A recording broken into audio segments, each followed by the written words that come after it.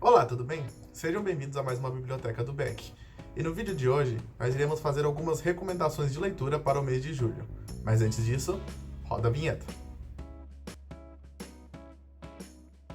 E como funcionará essa ideia de indicação?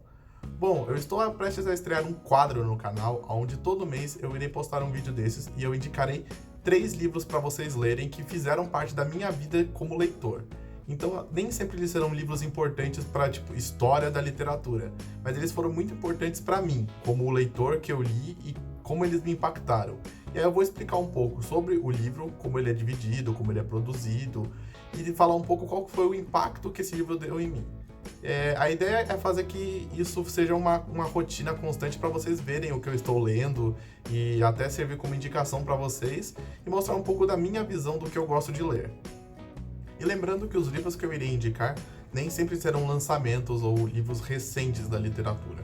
Às vezes eles serão livros mais antigos que eu acabei lendo durante a minha vida e eu acho que é legal compartilhar um pouco a minha opinião deles para vocês. O primeiro livro que eu separei para indicar é um clássico da literatura de investigação, que é este aqui. O primeiro volume de Sherlock Holmes, escrito pelo Sir Arthur Conan Doyle, Um Estudo em Vermelho. O livro serve como uma introdução para os icônicos personagens criados por Conan Doyle, o lendário detetive britânico Sherlock Holmes e o seu fiel assistente Dr. Watson. Ele é um livro muito bom de ler porque ele é muito curto, porém muito focado aos detalhes, como qualquer bom livro de investigação. E ele me impactou muito na vida como leitor por conta dele ter sido o primeiro livro de investigação que eu li, desses clássicos de investigação policial e de detetives. E eu comecei com um clássico que todo mundo me recomendou a ler.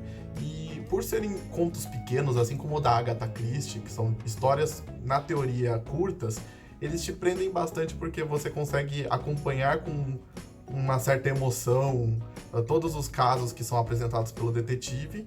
E em questão do Sherlock Holmes, que a gente está falando da indicação, ele sempre divide a narrativa do livro entre toda a questão de descobrir o caso e como que o Holmes resolveu o caso, e depois ele muda a narrativa para a visão do culpado. Quando ele captura o culpado por tal crime, ele sempre mostra a história daquela pessoa culpada como se fosse um segundo volume daquele mesmo livro.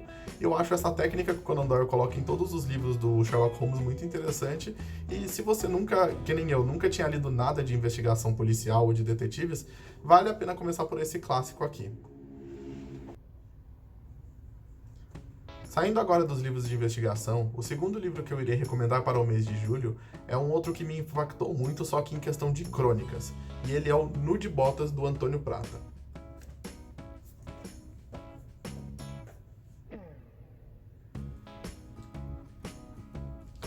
Saindo agora da temática de investigação e detetives, o segundo livro que eu vou indicar é um que me impactou muito, porém na parte de crônicas, e ele é o Nu de Botas, do Antônio Prata.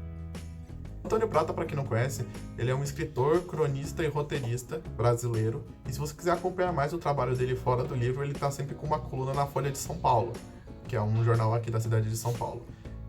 Por que eu escolhi o Nu de Botas e o Antônio Prata? Eu sempre gostei muito do estilo de crônica do Antônio Prata, que ele consegue retratar muitas das coisas com diferentes emoções dependendo da crônica. Ele é um escritor, um cronista muito maleável, na minha opinião. Ele tem um estilo sempre dele, mas ele consegue alterar bastante os sentimentos que você tem lendo a crônica. E no Nu de Botas ele usa um elemento que afeta todas as crônicas dele, que é a nostalgia. Ele cria várias crônicas que rodam em torno da infância dele. Ele consegue usar diferentes emoções enquanto você lê. Ele consegue usar felicidade, saudades, tristezas. Então, por conta dele saber usar muito bem com isso, você se interessar em saber da infância dele por meio dessas crônicas, ele foi um livro que me interessou bastante para acompanhar a carreira do cronista e dar interesse a ler outras crônicas, de outros cronistas diferentes, dentro de jornal e fora. E por ser um livro que me abriu portas em questão de crônicas, eu estou indicando ele aqui. Ele é um livro bem antigo, eu já tinha lido ele faz tempo, mas eu estou indicando ele aqui porque ele é muito bom. Principalmente se você... Eu não nasci na mesma época que ele, mas se você acabou vivenciando a infância que ele vivenciou também, em questão da cultura popular e em geral, eu acho que você vai se identificar mais ainda com esse livro. Caso você não tenha nascido, ele é interessante do mesmo jeito porque você vai acabar vendo as coisas pela visão do cronista.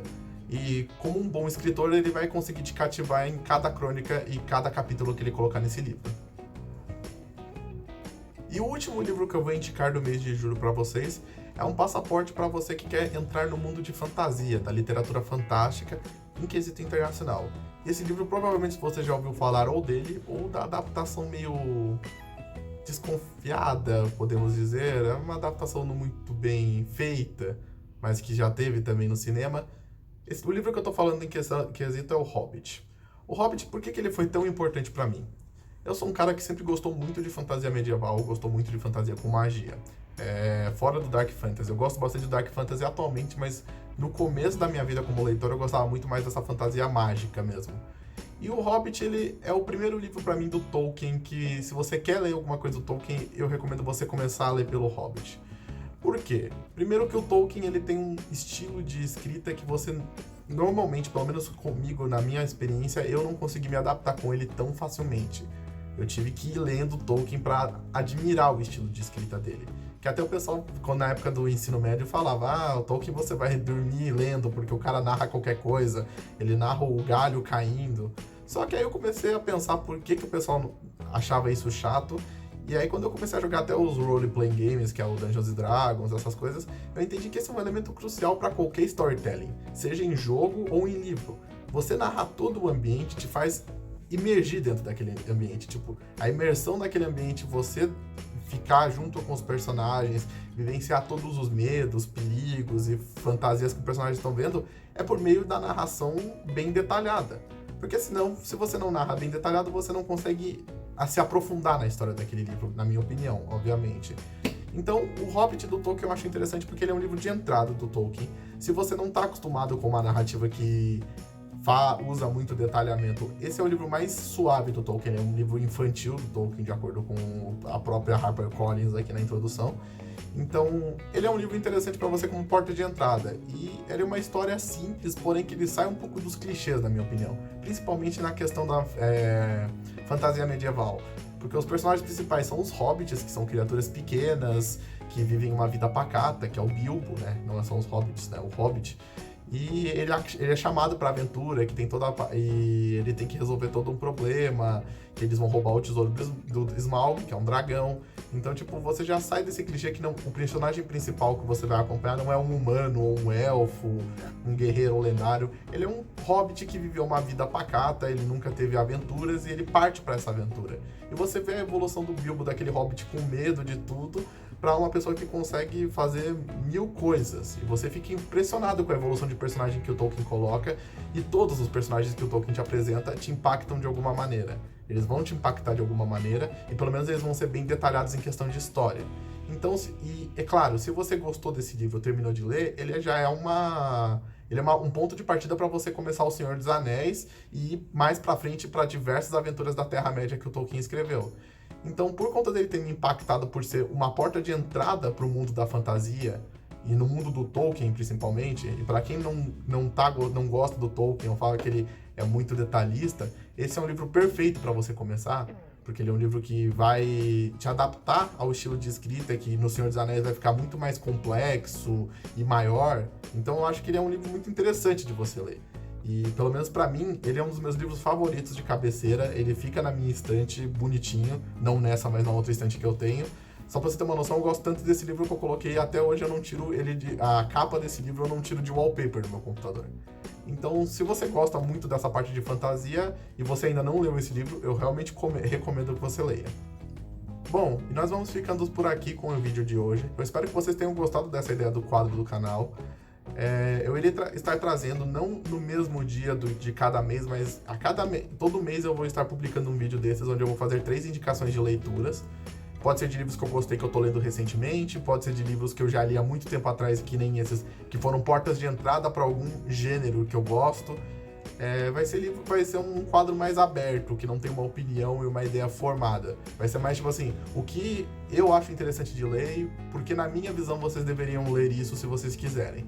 Então eu espero que vocês tenham gostado. Não esqueçam de deixar o joinha pra mim, que é muito importante. compartilhar o vídeo com seus amigos pra gente poder crescer o canal. Não esqueça de se inscrever no canal também e ativar as notificações para receber todos os vídeos novos que eu estou fazendo. Eu espero que vocês tenham gostado. Eu peço desculpas também que esse vídeo teria saído na sexta-feira. Porém, aconteceu um imprevisto realmente que nessa sexta não teve vídeo, então eu acabei deixando ele pra segunda. Mas eu vou tentar compensar isso com um vídeo extra nessa semana ainda. Então, mas aí eu notifico pelo próprio YouTube vocês. E repetindo de novo, espero que vocês tenham gostado.